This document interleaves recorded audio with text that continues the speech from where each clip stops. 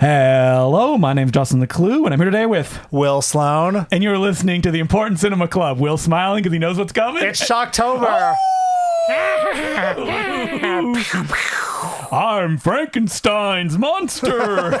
Yeah, his famous catchphrase. And today we're talking about Dario Argento. Now, we've passed 400 episodes, and that means we're going to be just going back from time to time and doubling back and doing going episodes. back and looking back and being further back. 400 episodes in, your mind is slowly deteriorating. Yeah, so we'll be doing subjects that we felt maybe we gave a little bit of a short shrift back in the day. Like Argento, we did with Fulci. That's right. For our first Shocktober, we burned through 2 perfectly good episode topics in one. Yeah. And also, we've just grown. We've matured as people. There are a few subjects we'd like to revisit and just see how are they holding up, you know? I think we probably put both of those together because Argento is a filmmaker that I feel has been covered so much, like to death, that we were like, okay, we feel like we're not going to have too much to add on this subject. Well, also, Dario Argento is, I guess it depends on what sort of canon you're looking at, but if you're talking about Italian horror directors,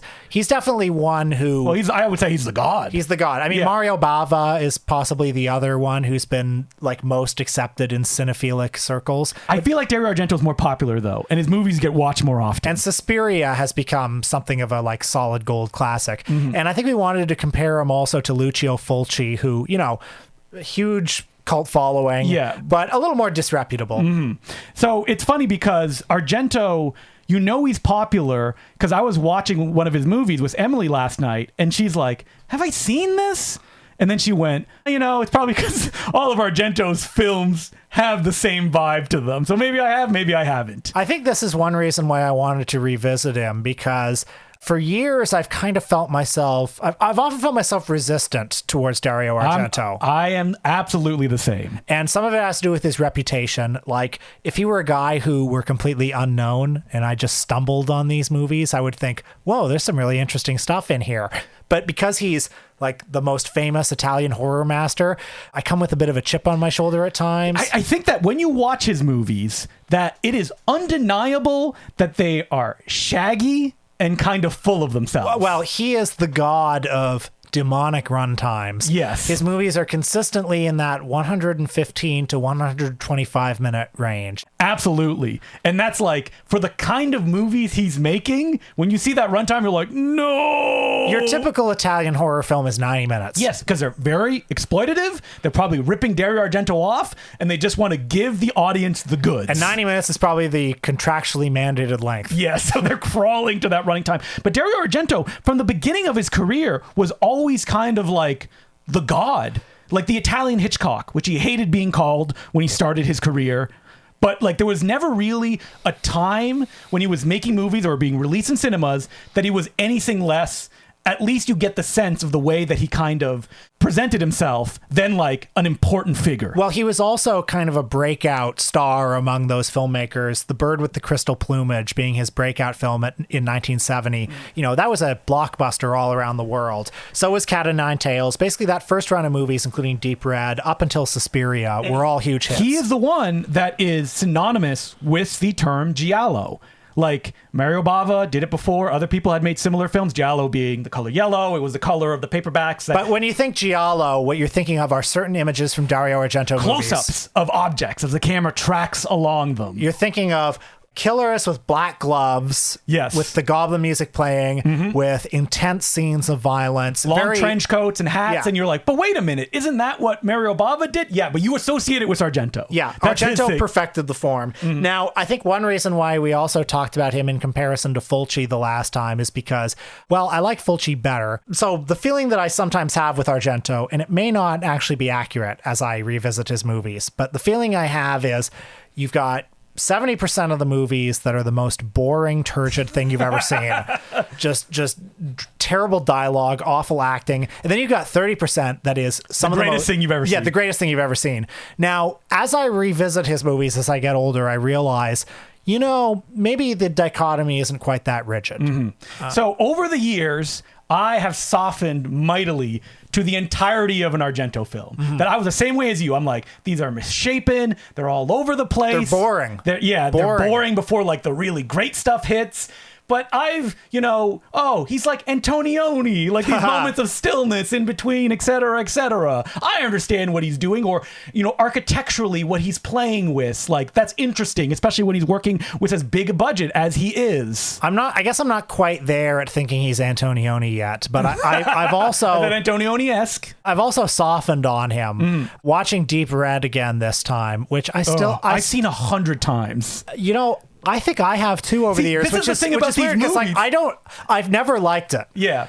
Well, I've liked parts of it. Yes. But I've been watching it for my whole adult life, every couple of years, dependably. I can't think of a filmmaker that I've watched more of his films and been like, there's cool scenes in it. Like, but I keep going back again and again and again and again. Like, the movies that I watched this week was like Proustian, like, oh man, going back. I'm sitting in my basement. I had just moved to Toronto and I'm watching like Trauma for the first time. I think this is really what I want to get across on this episode. This episode is my formal sort of surrendering to Dario Argento on some level. Like, for all the years that I've been resistant to him, I watch these movies and it's like these images, undeniable. They pickle in my brain. They take up permanent residency, and the images, the way they're shot, even just the general tone across the movies, which when I see those clumsy dialogue scenes now, I'm like, it's my old friend. Now, I did something that I would recommend other people do next time you watch an Argento film. Turn on the Italian dub.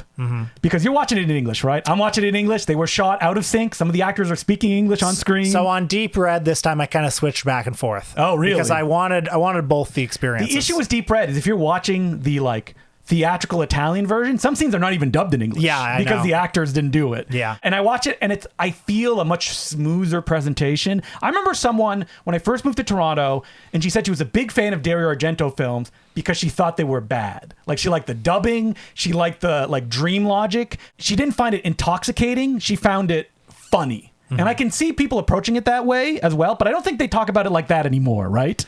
No, I don't think so. I mean, I think he's been basically accepted into the canon. But when you see these movies with audiences, they do laugh. Yeah, they do. They laugh at, and they laugh like at parts. Stilted dialogue. They laugh at parts they're not supposed to laugh at, and that's fine, I think. And so we watched some classics for this podcast. We skipped over his Animal trilogy, which back in the day, I used to say, like, these are the ones I really like, because he's playing in more... like, structurally, he's more confined, if you will. I think we maybe watched some different things for this podcast. I think we both jumped around his career. Well, I both watched bit. Deep Red and Opera, which I know that you watched. Right, that's what I watched. But let's give just a little background about Dario Argento. He's an Epo baby. Is he now? Oh, yeah. His dad's a huge producer. Okay. Yeah. Well, I know that the main thing, like the big credit that he had early on, was he, Bernardo Bertolucci, and Sergio Leone all wrote Once Upon a Time in the West together. And that established Dario Argento's career. 100%. He was a screenwriter for a long time. He started as a film critic, and then eventually he got his shot to make a movie, which was Bird with the Crystal Plumage. And right from the get-go, it was a huge hit. And Bird with the Crystal Plumage is extraordinary because, I mean, I don't love the movie, but it does... Like, he's fully formed in that movie. Absolutely. The way the killings are shot, the proportion of killings to mystery scenes. And the thing about his movies is they are constructed as mysteries. You know, that's what giallos were, like the written stuff.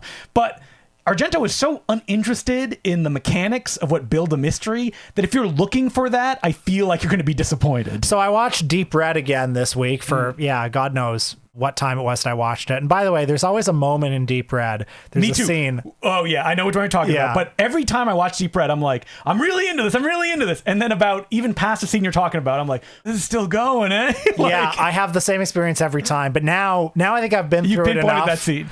Yeah, for me, the scene is when David Hemmings, who's the star of the film, you may remember him from Antonioni's Blow Up. Yeah, that's why he was cast in this movie, because it's basically Dario Argento doing Blow Up. He basically plays the same role. He's like a swinging photographer guy who witnesses a murder. But in this case, he really witnesses it. Yeah. He really sees the person die. And he spends the rest of the movie along with Dario Argento's future wife. Daria Nicolodi.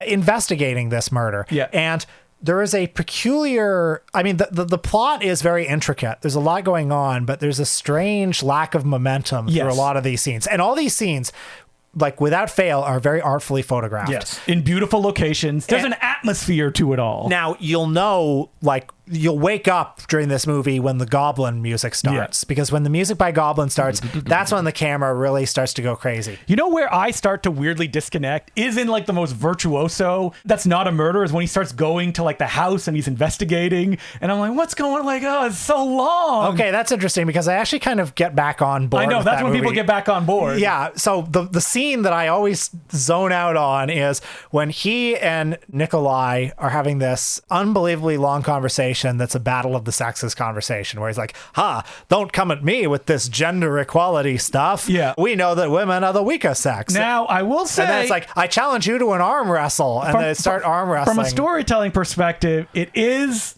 setting up the ending of the movie. It is. Yes. But this scene goes on and on. Oh my God. On. And also... I believe that scene is cut out of the American version. No, it's in there. Dubbed. And it comes at this moment where he's already witnessed this absolutely grisly murder. Yes. And throughout the movie, he's this... But that's the thing about all of Argento's Yeah. movies. The characters never react to what they've seen. So everyone compares Argento to Hitchcock, and I feel like the movies lack that kind of pulse that Hitchcock has. They lack the sense of forward momentum, the constant like urgency, as well as like in Hitchcock's movies, you know, actions have emotional consequences. Like the characters become crazier as the movie goes on, right? Yeah. And David Hemmings in this, who witnesses a brutal murder right from the beginning, is not worried about it really. Like, so this is why I've always had trouble with this movie, because the scenes in this movie that are great are that murder, that opening. You know, I think. Oh my God, the first shot. Up until, you know, basically Dario comes into the movie. Yeah. I'm with it the entire time, where like the opening of him with the jazz band that cuts to the POV of the person going to the. Yeah, when he's walking on the streets of Rome, like that's very beautifully photographed as well. And I was noticing this time, which he does a lot in his movies,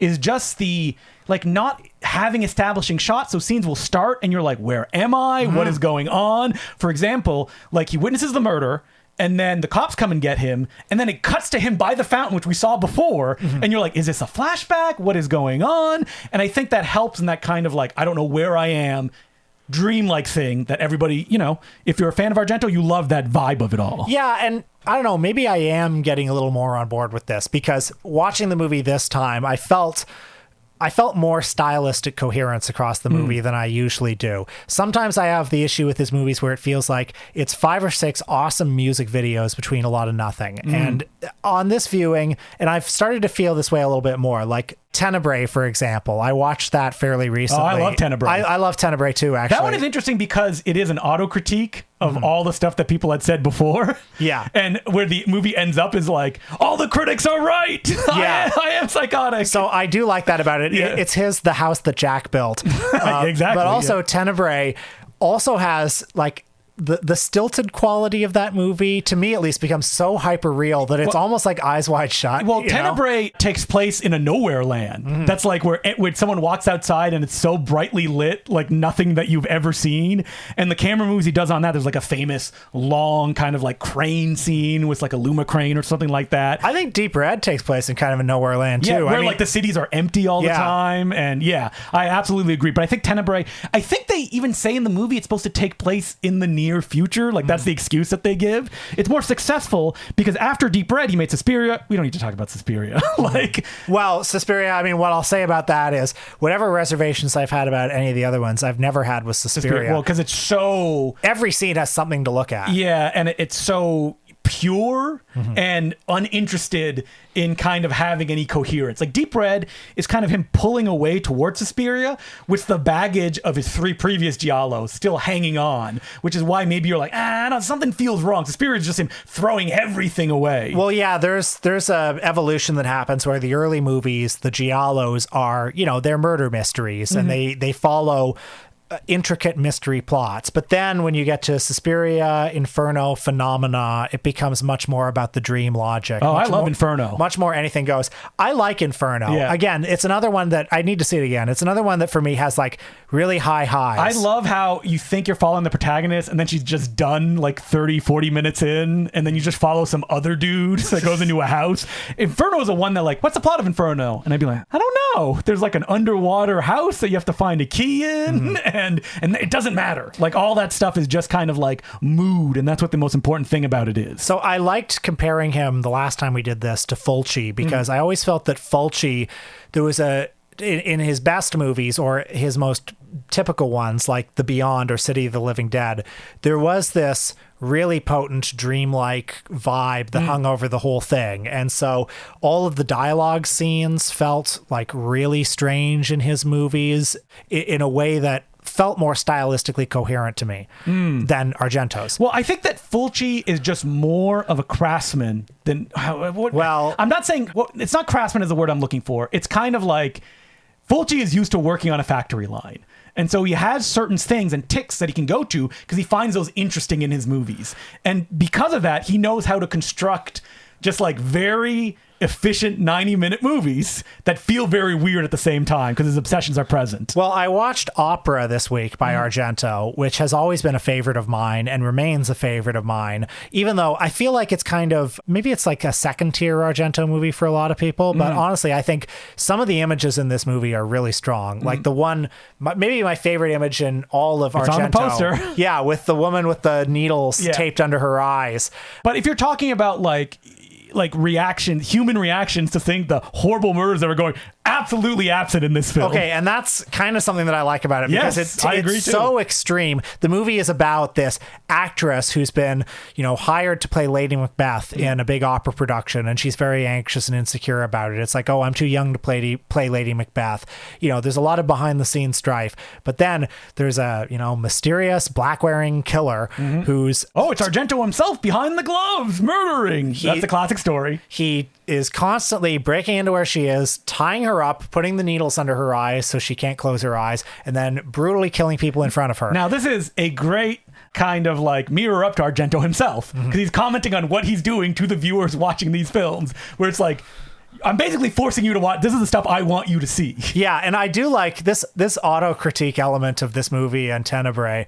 Like it's basically him saying, okay, you think I'm a misogynist? You think I like scenes of women being brutally killed? Right. You're right. You're right. I do. Yeah. And come join me in enjoying this. Yeah, you're watching it. You bought the ticket. You're taking the ride. Maybe you enjoy it too. Yeah. Exactly. But yeah, like the woman in this movie, the leading lady, she is so in between the killings. Like, she doesn't. Well, so like the first brutal murder she witnesses, and she just wanders off the street, meets the director, who's basically Dario Argento, because he was also directing opera around this time, and they just go to his house, and she doesn't even react, doesn't tell anyone. She witnessed a murder. Just goes on with her life. But like the mixture of the music in the movie, where it goes from like anytime a murder happens, like super hard rock mixed with like opera and other kinds of music, adds to the I don't know, I guess the disjunctive quality of the movie. I love that the camera is just so alive the entire time. Throughout the camera is constantly moving. It's constantly like traversing the halls of the opera house, of the apartment buildings. These people almost seem to be living in like impossible spaces too. Like where that first murder happens, the lead is like, where is this place? And the guy's like, oh, my uncle owns this. And it's like, it looks like a house that would be in a museum. Yeah. So when you compare opera to Deep Red, like Deep Red has a lot of stillness. Yes. And in fact, Deep Red is, as much as the camera moves throughout Deep Red, I often associate it with those striking like static shots of like a knife in the air. Yeah, or like when the first murder happens, there's a shot I always think about of like the camera and you only see the victim's eye and she's like looking around because something is that popped with me. Or that opening shot, the iconic opening shot where it's like the camera's on the ground, there's a knife on the ground, and the little girl's two feet come into frame. Yeah. But with opera, like it's constantly in motion. It feels like it's dissolving in front of your eyes the way that a dream does. And the way that it ends is absolutely psychotic. Oh, you mean like the final shot of the movie? It's insane. Where like, I remember reading Alan Jones, who wrote a very good book on Argento because he was on set. I was flipping through it again. He was like, no one knows what Argento was trying to do with that final shot. And, so the first time I saw the movie, I was like, what the fuck? And this time I loved it because to me, it actually felt what is he trying to say? Okay, so basically the movie ends, the killer's defeated, and then spoiler. The lead woman falls to her knees and starts crawling through the grass. Like and she's like, picking daisies. I love the flowers. I love this. Oh, little lizard on the ground. Let me help you. I mean, I can.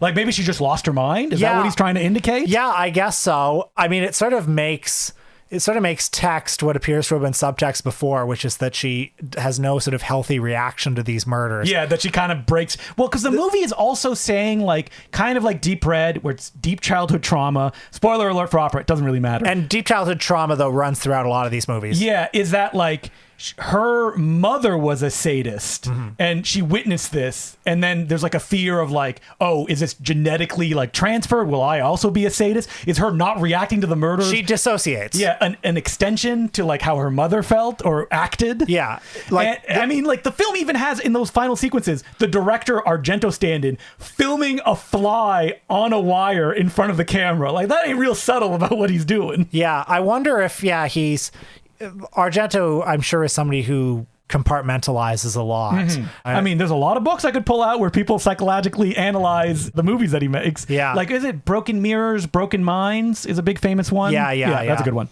So it's all there if you want to read it, into it. Now, I think another reason why I've been resistant to him over the years is because during my lifetime, you know, as I've been an adult and his movies have been coming out, they've all been bad. But something that we should note about the bad Argento movies is that, like, he's old when he's making these movies. So I used to be very ungenerous to him, and I would think, boy, Goblin was really carrying him all those years, weren't they? Yeah. I mean, that music, it feels like 50% of Argento's movies. Now, in fairness to him, any of those Italian guys, when you give them digital video instead of 35 millimeter. But, okay, let's take a step back though, because Argento, even he was working in different milieux, shooting on film with budgets, and people could feel him falling away. So like, what was the end of the golden age? It was faceless. Faceless, but people were still kind of like, is this what we want? Because I like Two Evil Eyes. Have you ever seen that? I like Two Evil Eyes. I like his segment much more than Romero's, which is just gonzo, where he's like, Trauma is him working. It feels like he's making an earlier film. People like Trauma, but it feels like a lesser of what's come before. Stendhal Syndrome, it is what it is what I'll say. Yeah. And I Phantom of the Opera stinks. Really? I have a soft spot for Phantom of the Opera. Oh, well, it's been a while for me. I rewatched it recently, 8 years ago. And when I watched it with my pal, we were like, oh, this is like a famously bad one. But there's like, it's very Terry Gilliam-ish. Okay. And like kind of wacky. Okay. There's like a big rat killing machine at I one remember point. that. Yeah. But it has like structural problems where it's like, it just ends very anticlimactically, which is like, you almost feel Argento is so hyper focusing on specific things that the entirety of it is just not clicking in the way that it did back in the day, where he was like, people would say he would be so high energy when he was making his films. But a lot of the ones since the turn of the millennium. So Sleepless is the last one people will make a case for. Right. Since then, it has often felt like, you know, what people would say, the received wisdom, which I've said on this very podcast about the early ones, is, yeah, the dialogue's not that great, the acting's not that great, but hey, those kill scenes. But then he's not interested in that anymore. Well, and now he's just got the bad dialogue. Yeah. So like the card player, and the whole dream logic thing. No, I don't know if you can really justify it with some of these later ones. I think that the later ones just don't have any atmosphere and mood, and without that, what do you got? You got nothing. You got a bad slasher movie. And so how much of that is the 35 millimeter film and the Goblin score? Because that's what I would say. I would say for years, like, once you took away his film and his music, you know, it's all... But I think that if you look earlier on, those images and what he's trying to put on screen, there's a drive there of like capturing things that like almost burning holes in his mind. While later on, post Sleepless, he feels like he's going through the motions. Like, is this what you want? I don't even know what you want anymore. Yeah, and there are some genuinely kind of transgressive ideas in those early movies. You know, the stuff he's saying about trauma, for example. There's some interesting kind of, you know, like in Tenebrae, one of the victims is a trans actor, but the movie never actually discusses that. Yeah. And that's like, you know, subtext you can read into it. Like I don't know if he's consciously wrestling with these things, but it's all there to be read into, which I think makes him interesting. But then when you see like his TV movie, I think it was a TV movie, Do You Like Hitchcock? It's which I have not seen, actually, but I have seen one that I know that you watched this week, Well, the official title is Argento's Dracula 3D. Wait, I don't want to get there quite yet because I want to talk about Mother of Tears. Okay, which I please. know you've seen. I've seen it. Not lately, but I've seen it. But that was one where he's back. I remember. He's doing like Suspiria, Inferno. He's completing his Three Mothers trilogy. Did you see it at TIFF? I did not see it at TIFF. Okay, Did you see it at TIFF? No, but were you at Land of the Dead that year? I was at Land of the Dead. He was in the audience. Oh, was he? Wasn't that cool? Because Yeah. I remember George A. Romero shouted him out on stage. I remember going to Fan Expo and Argento was there and he like chit-chatted with Romero. Wow. Like they got together. The boys. Yeah, because they worked on Two Evil Eyes together. And and Dawn of the Dead. Yeah, and Mother of Tears, well, they worked together, like he funded it, and then he took George Romero's film and went too long and started cutting away, which is the greatest irony of any, like, someone coming in and cutting away at a film. Well, he added some good music to it. Well, he added more of the same music, because if you haven't seen the Argento cut of Dawn of the Dead, it's just like Goblin music throughout. They took out almost all the library music, and it's just the Goblin tracks over and over and over again. But Mother of Tears, if people haven't seen it, this is like a nothing movie. Like, it's nothing. Atmospherically, it's just dead. I mean, it's very like, it looks like a Chubby original. Cheap plastic. Same thing with Giallo, the film he would make after. Well, Giallo, I've seen that one with Adrian Brody. Multiple roles. So what I love about Adrian Brody in that is like, yeah, he plays the detective badly, and then he plays the killer, A hunchback, like a hunchbacked killer. And I'm watching this movie thinking, is it supposed to be like a mystery? Like who? Well, I don't even think it reveals that it's. I don't remember the end Are of they the Giallo. same guy? No, they're not supposed to. They're not the same guy. Okay. Yeah. Okay. So at the end, I've people are completely like, forgotten. "Why did he play both roles?" And it's Yeah. very evident that he's playing both roles. Yeah. All right, but let's get to Argento's Dracula. I've been building up to Argento's Dracula. Yeah, well, this is kind of his creative Waterloo, I think.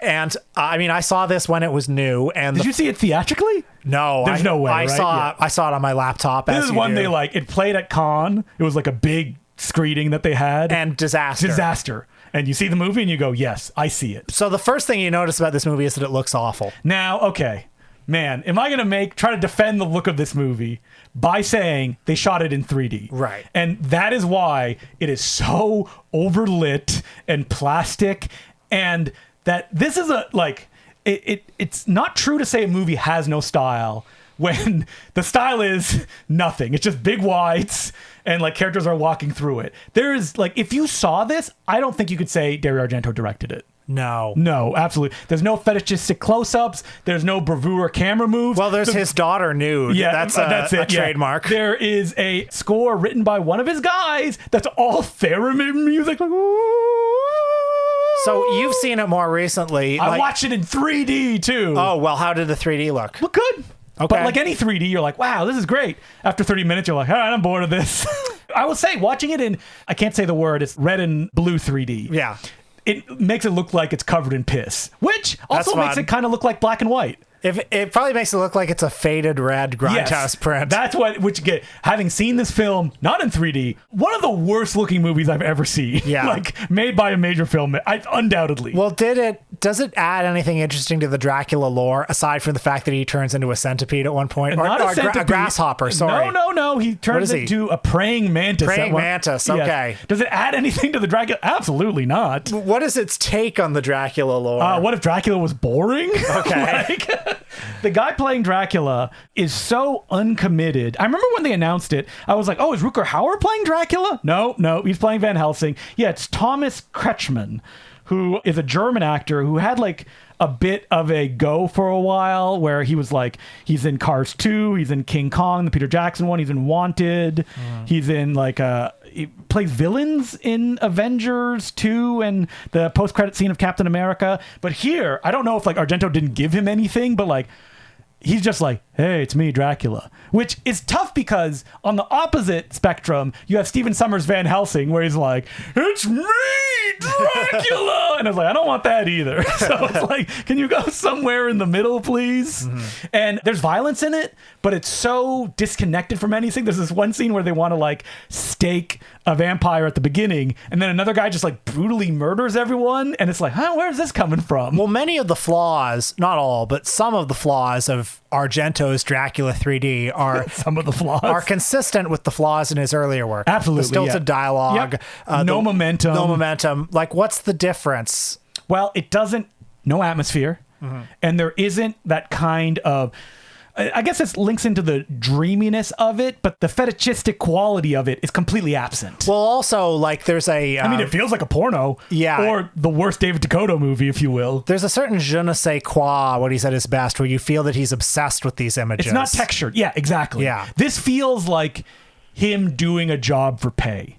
That's what it feels like. And not being committed to it and not really having anything to say. Well, I did like his recent film, Dark Glasses. I was going to say that, like, Argento's Dracula is a final film where it's like, all right, like... The film of a defeated man. But then he tried to get funding. Remember, he was trying to make one with, I think, Iggy Pop. It was called, like, The Sandman or something That's right. like that. And he's trying to do one with Isabelle Huppert now, which I would be curious about. But so he was coming back with Dark Glasses, and I was like, ugh, here we go again. And if people haven't seen Dark Glasses, it's pretty good. Yeah, well, I think I compared it to like an 80-year-old completing a marathon where you're like, well, you know, he didn't win, but he finished it. So that's good, I right? feel like it's a kind of boiled down 88 minutes version. Yeah, it's a boiled down version of what he's been doing for a long time, where it's kind of the best thing that you can expect from a kind of out of touch auteur, where it's revisiting his favorite themes with a certain like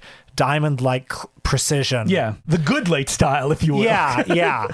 And I don't know if it's because maybe he had assistant directors or second unit directors that were like... I don't know. I mean, the images look very Argento-esque. Yeah, and it's also, it has atmosphere. It's cheap looking too. Yeah. But I think it works. I think so too. Yeah. Well, I think the plot is, I think it's actually compelling. It's got a really good hook. Yes. Yeah. The movie's everywhere too. You can watch it on Shudder if you want to check it out. And it's kind of a bummer he didn't get one, because I would have liked to see what he would have done after this. Like where are his interests going? And I mean, we didn't even talk about, he did have a film that wasn't a horror picture that he kind of like did at the last minute. It wasn't a passion project. Have you seen? Because I think Severin put it out recently, right? The 5 Days. No, I've never seen it. It's interesting. Yeah. It feels like kind of an Argento film, but you can tell his like heart's not in it. But I think my greatest takeaway from sort of thinking again about Dario Argento and trying to approach his movies with an open heart and an open mind is to not necessarily see those scenes between the killings as your enemy. Yeah. To maybe see them as, maybe there's something going on here with how disorienting they are. Well, it adds to that. I mean, it's such a crutch to use, but like that dreamlike logic, if you will. Yeah, maybe embrace that. And I don't necessarily think, or I would like to not necessarily think that his movies toggle back and forth between incompetent and the best thing you've ever seen. Yeah. I think maybe there is a bit more of a unified vision there than I've previously given him credit for. Well, I'm glad that we have grown on Argento 400 episodes in, because it was very early on that we did him too. Let's check him out again at number 800. We're back. We're like, we love Argento. He's the best. Yeah. I don't think we'll do Fulci anytime soon, but that is a topic we need to revisit and do a whole episode Let's on. do him on Patreon soon, because I love Fulci. I'll We'll always just watch pick a Fulci. movie and be like... just anything. Oh, didn't we threaten one time we'd do the comedies of Lucio Fulci? Oh, like The Eroticist, Yeah. or those ones, they're the ones that never get translated. Like, Yeah, the people... I mean, some of them are being translated because they're like... Listen, They're the we're real out. freaks. We got nothing. We got nothing left. So you're gonna get these Fulci. Put out a box set like the Fulci comedies. Argento has a comparatively like purer career than some of these other guys, because a lot of them, like Lucio Fulci or Joe D'Amato or those people, were just like, they were gigging directors who were doing whatever was popular, and then they lucked into the horror genre. Not to take anything away from Fulci, who has a vision. Yeah, well, I mean, Fulci would say that himself, that like he didn't really want to make horror films, but that's what was popular and that's what he kept making. But you know what makes Fulci an artist is he really was obsessed with the destruction of the human body. Especially eyes. Yes. He loved the destruction of human eyes. But like you see that in Contraband, you see that in, his futuristic like Mad Max ripoffs. Do you see it in The Eroticist? I haven't seen The Eroticist. You see it in Don't Torture a Duckling. Oh, I love Don't Torture a Duckling. That's a great movie. One of his best. And I mean, I think we love the idea that like Argento, for a while, every movie he made was like a big deal. Like Inferno, Suspiria, these are big deals. While Fulci's like, I'm just churning them out. I stink. I never clean my socks. I badmouth all the other filmmakers, but I'm just keep making them. And I think we love that kind of stuff about a filmmaker. And so, as per usual, you can send us letters at importantcinemaclubpodcast@gmail.com. And our first letter is from Jules, and they ask, Hi, Will and Justin. This might be a weird question, but here goes. There's a YouTube channel I like, a few thousand subscribers, and one of the things the guys do on it is movie marathons. For example, the most recent one they did was 5 or 6 Steven Seagal movies, and it was pretty funny. They asked at the end for recommendations of actors and directors for them to marathon next, and when I scrolled to the comments, I saw a lot of people say Neil Breen. I rolled my eyes. Maybe I'm too deep into bad movie YouTube, but literally everyone has talked about Neil Breen. I agree. And I don't want these guys to get pigeonholed into making jokes about a guy that has had every joke about him already. So my question, how do I save them from genericism? What actors or director would I recommend they do a bad movie marathon of? Is there a director you think deserves the online notoriety of someone like Breen? Love the pod, Jules. Well, this is kind of old news, but Frank D'Angelo. Oh, 100%. Yeah. He's kind of faded. Yeah, well, I mean, he doesn't make movies anymore because his billionaire benefactor was brutally murdered. Yeah. But check out No Deposit, folks. Yeah, do a Frank D'Angelo marathon. Yeah, No Deposit, and then Sicilian Vampire, and then Thank Me Later. We haven't talked D'Angelo on this podcast because I felt he was a little overplayed, which is so funny to think about. That's crazy. Yeah. Maybe we should return to him on Patreon sometime. Yeah, definitely on Patreon sometimes. I don't want to watch Sicilian Vampire again. Let's watch No Deposit. We did it on No Such Thing as a Bad Movie. Okay. So the thing about finding another Neil Breen, it's difficult because you can't really make money making movies now, which in the 70s and 80s, I feel you got a lot more like bad, I'm putting them in quotes, auteurs, because like there was a system there that would facilitate making movies and putting them out. Like, and so the stuff I want to recommend, like it will not hit that like Steven Seagal kind of specialness, because like no one was like Steven Seagal. The point of view, the deterioration, the fact that he should not have been a movie star, like he's a once in a lifetime guy. Like the ones I would recommend, like again, for a YouTube page are doing a marathon, they want something very specific. Like if I said like, oh, do a Cash Flag Jr. marathon, they'd be like, what's that? It's like, well, Cash Flag Jr. was the son of a producer of movies that wanted his son to be a star. You're thinking of Arch Hall Jr. Oh, sorry, Arch Hall Jr. Cash Flag Jr. was Ray Dennis Steckler. Yeah. And that like that's a funny idea of like a producer wanting his son to be Cash Flag Jr. Arch Hall Jr. Yeah, but Cash Flag Jr. is the pseudonym of the director of Lethal Force took as a joke about Ray Dennis Steckler. Oh, okay. That's why it stuck in my head. And Arch Hall Jr. doesn't want to be an actor, but like he's in Ega. He's in, what's the Ray Dennis Steckler rock and roll one? Wild Guitar. Wild Guitar. But then you have The Sadist. I love The Sadist. And in that one, Arch Hall Jr. gets to act. And it's shot by like Vilmo Zsigmond, the famous cinematographer. So you have 3 movies there. But I don't think that's going to give like YouTube watchers what they want, right? I don't think so, because it's hard to really laugh at Arch Hall Jr. I mean, not that hard. Well, okay. Especially in his performance. But like Steven Seagal's a bad man. Yes, he is. And the thing about The Sadist, which is great, is that like maybe you start laughing at his performance, but he just like pulls you in as it goes. I love his performance in The Sadist. Yeah. I mean, it's big. It's big. It's strange. Yeah. It's like you've got a million other performances that are normal. Yeah. And then you have Ega. Doesn't he star in that as well? Yeah, that's him in full like rock star mode. And I mean, I think famously he said like, I didn't want to be a rock star. Like I didn't want to do any of this stuff. It's my dad, who Arch Hall Sr., that kind of forced it on me. Yeah, Ega, Wild Guitar, The Choppers. The Nasty Rabbit, is that one of his? Yep, it is. That's another one of his. Directed by James Landis, the director of The Sadist. But again, what YouTube, I feel like bad movie people, they want stuff from the 80s and the 90s. That's what, like, where it has... There's only so many Miami connections. Yeah, it has that kind of sheen of a real movie, but it feels wrong. That's what they're looking... I mean, is Andy Sedaris too played out? He's pretty played out, yeah. I mean, I really like Andy Sedaris. I mean, look, if you guys want to be real freaks, you're doing a David Dakota marathon. David Dakota's a god, and I also want you to respect David Dakota. And they won't if they do it. I'll tell you, I was on the Twitter not long ago just posting an excerpt of Eric Roberts' autobiography where he talks about a talking cat. And I saw that Riff Tracks retweeted it. And I said to them, I need you guys to confirm to me that you respect David Dakota before you engage. And they didn't reply. But nevertheless. You need to look at the entirety of what David Dakota does, and you put a talking cat in the rightful context it deserves to be. Yeah, it's like, I'd like to see you make 500 movies. About things you are literally passionate about. That's right. That may not sell, but these things interest you with no technical chops at all. Yeah. Anyway, so David Dakota, a talking cat. Like they could do like a talking marathon. So you should watch all of of his children's movies, like an Easter Bunny puppy and a haunted puppy and all that, and you watch them in stony silence, like you're watching an Ingmar Bergman movie. And you better look up. You're like, oh wow, this actor was a child actor in 1970. It's cool that David Dakota's giving him another role. That's not what they want. And then when you see a shirtless 20-year-old, you say that's the Dakota touch. Yep. I mean, okay, so some of them I've done. No Such Thing as a Bad Movie. The problem is that they don't have like vast filmographies, which is what you want. Like Fight of Fury from 2020, directed by Shuni B, starring Shuni B, choreographed by Shuni B, written by Shuni B. That's one of the great kind of like air quote bad movies, just something constant the entire time.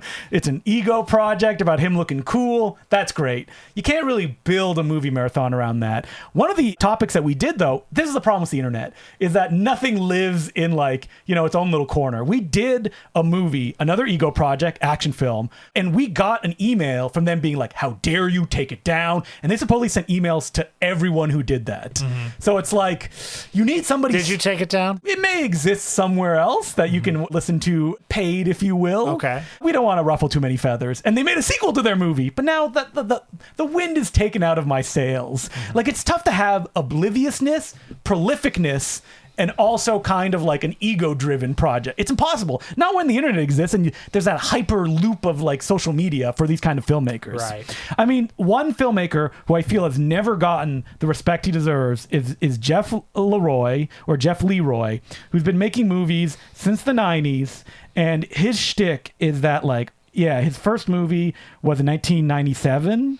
So he started a little bit late, but he's been making like mini DV films that are horror pictures that like some of them are, they're a little bit shaky, if you will. Like sometimes there'll be a cut and there's like a second of silence before the people start speaking. He was produced a lot by one of the most infamous horror producers to work out there, David S. Sterling. Oh, David Sterling. Now, there's a podcast. I love him. We need to talk about David S. Sterling is such a mystery to me, which is like... So David Sterling, I've never seen any of his films. Maybe you have. Oh, yeah. Camp Blood and stuff like that. Yeah. I respect David Sterling because he's a guy who's out there. He's made... produced. He's produced dozens and dozens of films. He seems to be living the dream. He seems a rather strange fellow. Yes. And sometimes you got to be that strange. Yeah. So like he produced like The Incredible Bulk, the Camp Blood movies. I want to see like, did he ever produce stuff that was shot on film, or did he like his movies haunt Tubi, basically. Like that's where, no, he started in 1995. Yeah, so he did do some that were shot on film. And he's continued. I talked at the drive-in when we went to the Mahoning. There was a guy there that works with David S. Sterling. And I was like, so is he as a weird guy as he appears? And he's like, yes, yes he is. But he's continually to make movies, and he produces a lot of Jeff Leroy's films. And so, yeah, so there's these like very energetic Sam Raimi gore fest. And the great thing about Jeff Leroy is he's obsessed with miniatures up to a certain point in his career. Right. So there'll be like miniatures and like tanks fighting or giant bugs, and they're all shot on film so he can shoot them in slow motion, which is sandwiched between the cheapest mini DV productions, and then you cut to a little tank rolling over an explosion shot on film in slow motion. So I'm a huge fan of Jeff Leroy stuff. Oh, David the Rock Nelson. While we're on this. Yeah, but David the Rock Nelson, you do a YouTube video on him, and like Candyman, he will show up. I bet he does. Yeah. I'm just saying, Conrad Brooks versus the werewolf. Oh, beautiful. We talked about it on a Mahoning drive-in episode, but like the guy who brought the film was like, how was that the hit of the drive-in? Like people were dying, like, woo! I was dying. I was having such a great time. So hopefully there's something on there that you can jump off of, and check out No Such Thing as a Bad Movie, because I'm always trying to find those filmmakers and foisting them upon my co-host. There's a one I recently discovered. Someone sent to me. It's just floating on Tubi, and it's the weirdest film I've seen in maybe 5 years, and we'll be talking it up on an upcoming episode. So thanks very much for that question. And our next one's from Jeremy. And he asks, hey, Justin and Will, with all the talk on the podcast recently about the Robbie Williams movie where he's a monkey man, did you...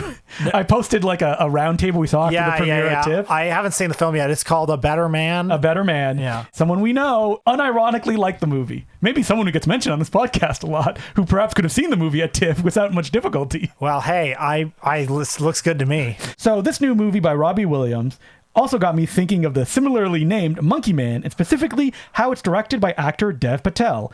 I feel like I've been noticing more and more that actors are the directors of their own movies. Of course, that's always been the case, such as Clint Eastwood, Jerry Lewis, and the way back to everyone's favorite, Leni Riefenstahl. But there seems to be a saturation of these movies now. To me, it feels like post Get Out, studios have been keen to capitalize on actors' brand names to help market their movies. Would you agree? What are your thoughts? I'm not sure how to feel. It almost feels like the mutation of the whole indie darling director graduates to directing Marvel movie phenomenon we had a few years ago.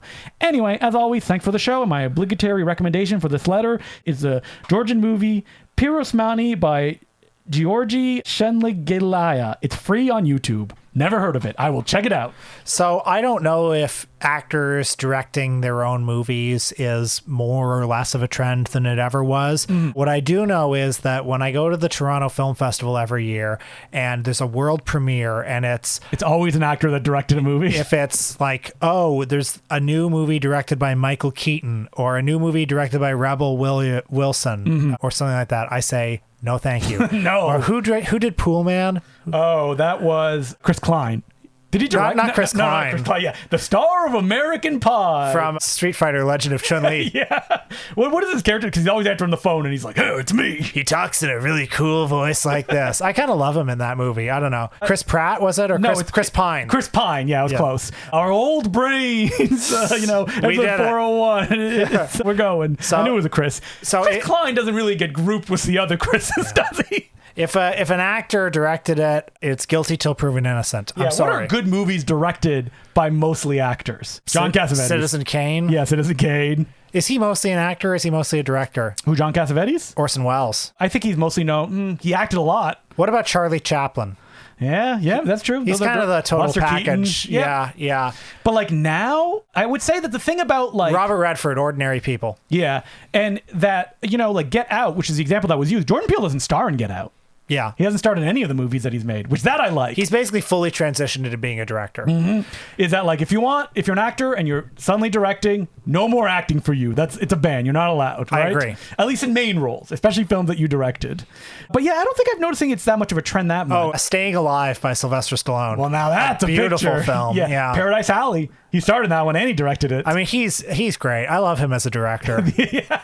Come back, Stallone. Come back. Yeah. I want to see his Edgar Allan Poe movie that he's talked about for decades. If he does it, he has to play Edgar Allan Poe. Stallone had a really cool period in the 90s where he was like wearing glasses and he was kind of presenting he looked like Tango from Tango and Cash. Yeah, he was kind of presenting as a little more erudite, a little more thoughtful. This is kind of when he was making Copland. Yeah. See, this is the thing I want from actors turned directors. I want them to be very serious. I want them to be Jerry Lewis when he's talking about directing. That's what I want. I don't want him to be like a lot of actors turned directors. It feels kind of like, oh, it's just a lark. There are many people who are single-faceted in their talents, but I am multifaceted.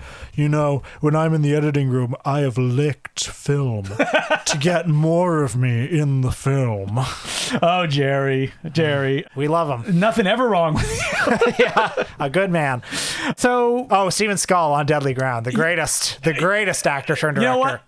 I feel like there's an episode in that, actors turn directors. I love it. So we will be exploring this topic more. Thank you very much for your letter. But it's still Shocktober, and we're going a little under the radar for next week's pick. That's right, because we will be talking about director Brian Pollin. And you may be like, huh? Well, if you're a horror fan, like a real hardcore horror freak, you may know him because he is SOV, mostly shot on video, really, director who got started with his feature film Rape of Evil in 1994. Probably his most famous film is Bone Sickness from 2004.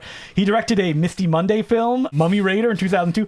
Would not recommend it. I did check it out recently. It is less than an hour. It is mostly sex scenes. And so Misty Monday, that's about as big a star as he ever got? Absolutely. These are all shot like in and around his home, and they are the goriest films you've ever seen. Wow. So the ones I'm going to recommend. So when it comes to this kind of underground gore stuff, and I've said this before, I'm not really interested in like August Underground stuff. Yeah. He gets there a little bit in some of his movies, but he is also a guy that was obsessed with Hong Kong cinema before it was cool. So I would recommend At Dawn They Sleep because that's the most easily accessible one. Saturn's Core put it out. It also has his first film on the disc, Reap of Evil from 1994.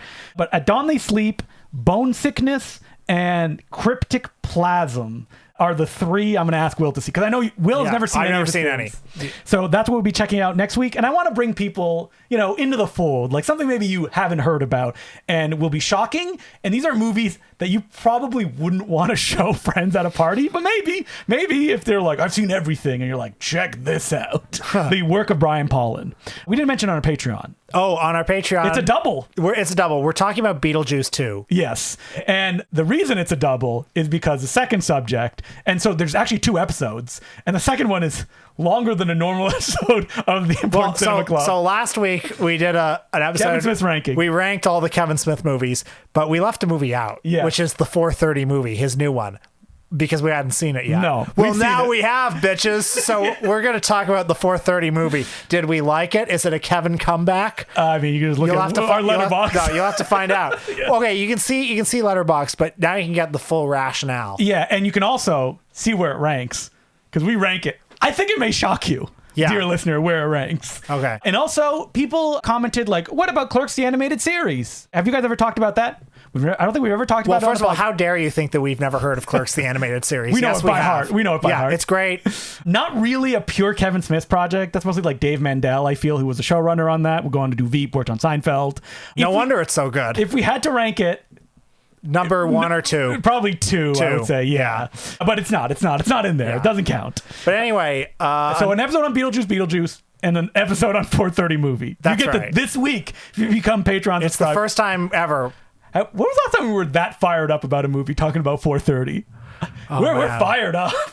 God damn. I love people who listen to all these Kevin Smith episodes and are like, I've only seen one of his movies. And it's like, this must be like listening to old, ancient, like theological texts. Like, you're like, wait, what? What is this? Who is this? Why? How do they know Anybody this? who's younger than us probably doesn't even know who Kevin Smith is. No, absolutely not. Which is why Beetlejuice. That's right. And you know what? That's we have one an for opinion you. on it that We may do. shock you as well. We do. So it's a shocking week of Patreon episodes. So until next week, my name is Justin McClue. I'm Will Sloan. Thanks for listening. As per usual, I'd like to thank some of our new patrons, who include Drew Wharton, AS, Neckbeard Social, Tyler Lovell, Captain Camille, Marcus Jones, Bruno Bigras, Cole McCabe, David Nicholson, Oliver Evans, Jack McConaughey, Fall of Capitalism ASMR, Peter Demers, L. Sam, Philip Jeffries, Avery J. Wiscombe, Craig, Matthew Giofino, Lunette Kittrell, Jackson Blacker, Cowboy Tomato, Elijah Cran, Lost Lonely Dude, Penultimate Tommy Wiseau, David Bridger, William Allen, Dan Bowling, and Franco Rizzo. Thank you very much for becoming patrons. We could not keep doing it without you.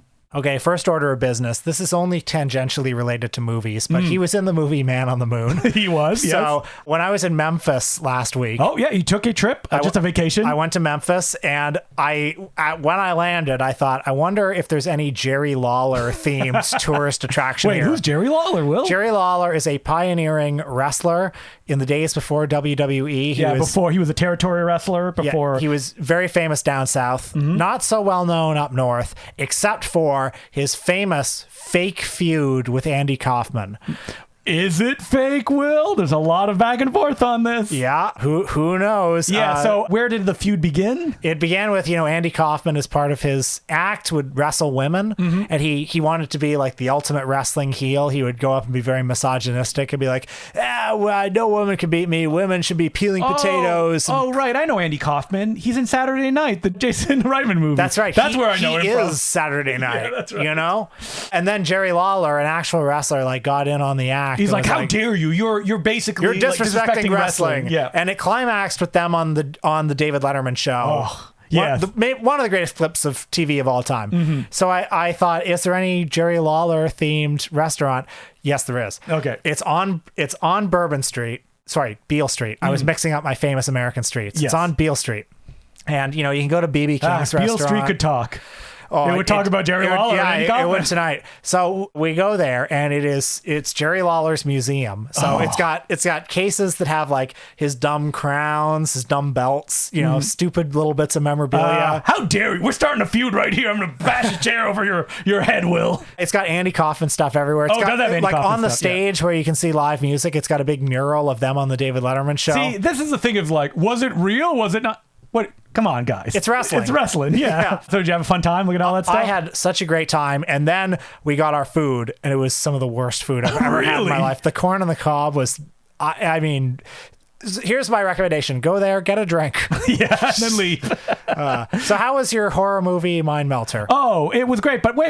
You went to Graceland, too. Don't you want to talk about that? Whiter than a Klan rally. That's what I would Wait, he's white? I would much rather than Graceland. I mean, if you're in Memphis, go to Graceland. Yeah, but yeah. I would recommend Sun Records, where he first recorded. Yeah. That's a place with a lot of history in its walls. It's very tiny, too, isn't it? It's very small. It was, in fact, it was sold for years, and it had become like first a scuba diving gear shop, Wow. and then it was a laundromat, and then they bought it back, and it became this historic site. But whoever owned the shop in the interim never took out the soundproofing, never changed the floors. So the studio is very much as it was in Elvis's day, and in fact, you can still rent studio time there. Wow. So it's and Did you ride the mystery train to Sun Studios? yeah. They have the microphone there. That is the microphone That's cool. that Elvis spoke into, the famous microphone, and whoever donated it was like, you can't put it behind glass. They have to be able to Get play up with to it, yeah. So you know what's weird about going to Graceland? It's like, oh yeah, see the like worst time of Elvis's life where he lived in this like terrible place and just killed himself. well, he died in the mid 70s, so like it is, it's gaudy, perhaps. well, a lot of the rest of Graceland, they make it look really 50s, but unfortunately he died in the 70s, so it's the worst looking 70s house. He's got the jungle room. There's a den that like has carpeted walls and stuff and is supposed to look like a jungle. Anyway, I had a good enough time. Yeah, that's fun. So you mentioned my horror movie Mind Melter. I did do it. It was my annual showing. Basically, how many features did I have? I think 13, 14. And boy, this gets harder every year because I'm like, I want to show stuff to people that they probably haven't seen. Anytime someone's like, I've seen this, like a slap in the face. Wow. It can't be something that was just put out on like Absolutely a Blu-ray. not. I won't do that because I don't want to, even though that technically maybe I'm advertising for them and a lot of people do go out and buy the Blu-rays after I show the movies. I don't think they see it that way. They do not see it that way. So I am not doing anything. So like, Vinegar Syndrome and Severin, they've been mining the catalog. Like a lot of like very like indie horror films that I would show. Even like 4 years ago, almost all the movies I showed Vinegar Syndrome has put out since then. Yeah. But I go digging deep, and by digging I mean looking at a list of horror movies, scrolling through different countries, being like, what's that? Can I find that somewhere? What were the big discoveries? Ghostbusting, which was a Hong Kong horror comedy. My favorite kind of movie. You will be shocked to learn it was written by Wang Jing. Oh. And it was half a kind of like we're in an office and we have to fight off ghosts. Maybe 2/3 police comedy style. We're learning how to bust ghosts and want to peek on women movie. Oh yeah. It's basically like, who's an Adam Sandler friend? Swarston? Yeah, like a film that stars Nick Swartzen, because it's a guy that appears like as a like fourth tier Adam Sandler or Wang Jing character who's suddenly starring in his own movie. Right. So I enjoyed that. Norwegian movie Clocks in Moonlight, a nice little anthology film. That's always fun. A very weird post-Soviet Russian movie called Gone Gopher, which is so kind of like rooted in like old tales and like myths that you don't, as a viewer, you probably don't understand. So it's really fun to watch. Of like, it's a witch that steals someone's eyes and gives them blue eyes, which drives them insane. I did something I've never done before, which is like, all right, screw it. I'm going to play a Golden Ninja video movie that I put out that I don't feel enough people watched. And I played A Sweet and Vicious Beauty, which is like a gothic or no budget, because the director paid for it all himself, period piece gothic slasher martial arts film. And so sold a bunch of copies off of it. Very glad I could force people. A lot of people are like, oh, I own this, but I haven't watched it. I was like, you watch it. You write reviews for it on Letterboxd. That was fun. The director came in the chat too and was nice. answering questions. I was like, I know this is weird. Like, you don't have to, because it's weird if people are watching the film for the first time and then they're reading the chat. He's like, I don't care as long as people are watching it. Like a very Matt Farley way about it. Played a Bollywood film that was a straight like horror movie, like survival thriller, no songs, no nothing. So very atypical. People seem to enjoy that. What was it called? It's called NH10, and it starred a super famous Bollywood actor. But what's weird is that like The movie doesn't seem to be available anywhere. And I'm going to say there's kissing in the movie. Whoa. Which you never see in any other film. There's Oh my God. smoking on screen. And of course, you see the little subtitle that says smoking kills when it shows up. And it's an interesting film because it's very culturally specific. It's about an honor killing and them witnessing it. And then like having to deal with the repercussions of that. And like, we're going on the run. We need to survive. A movie people love was a Japanese film, Too Young to Die, which is like a real kind of like, movies play like at the Fantasia Film Festival, and if they're owned by certain Japanese, they just disappear. They never come out. People forget them. And that was like a big discovery that people were like, whoa, this is amazing. Now, my favorite part is always like after midnight, where I play like usually short films that are shot on SOV. My pal, Adam Thorne, he is the guy who finds like everything that no one knows. I don't know how he found this guy. I showed his movie Shower of Screams, which is it didn't have a letterbox page. It didn't have an IMDb page. It's 40-ish minutes long. It's by Thomas J. Tokar, shot in 2008.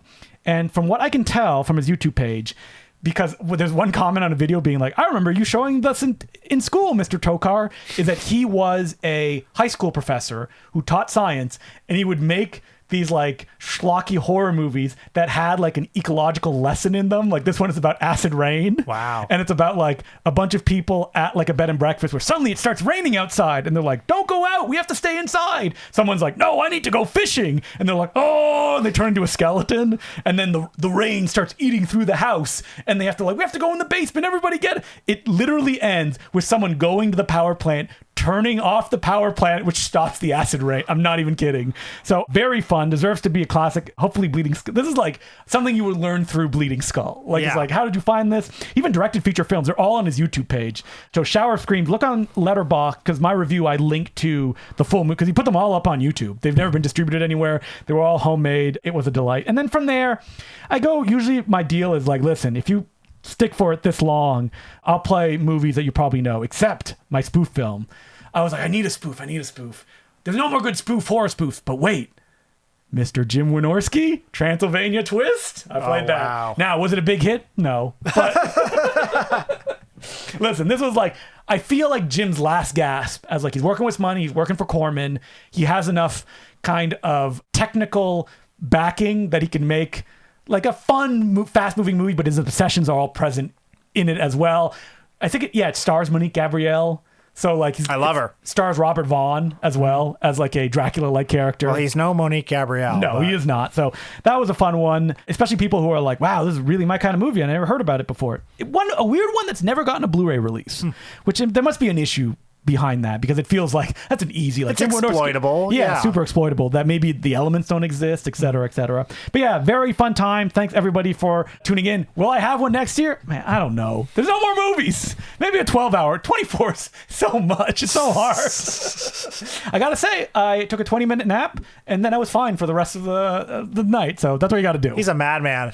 Is this man ready to have a kid or not? Yeah, I'm ready. Let's go. No problem at all. Are you watching? Do you have any spooky movies that you're gonna watch other than Important Cinema Club? Like, yeah, God, I'm on the spot here. One I actually want to watch is The Evil of Frankenstein, the Hammer horror film. That's the old one, like the first one. Is that the Curse of Frankenstein? It's the third one. The third one. Okay. Never got around to seeing it. I would also finally like to watch Living Dead of Manchester Morgue. That's a good one. I like that one a lot. The Spanish movie. So those are two that are off the top of my head. Nice. Well, you'll be hearing a lot more about horror movies on the Important Cinema Club. Oh, that's your oh. That's right.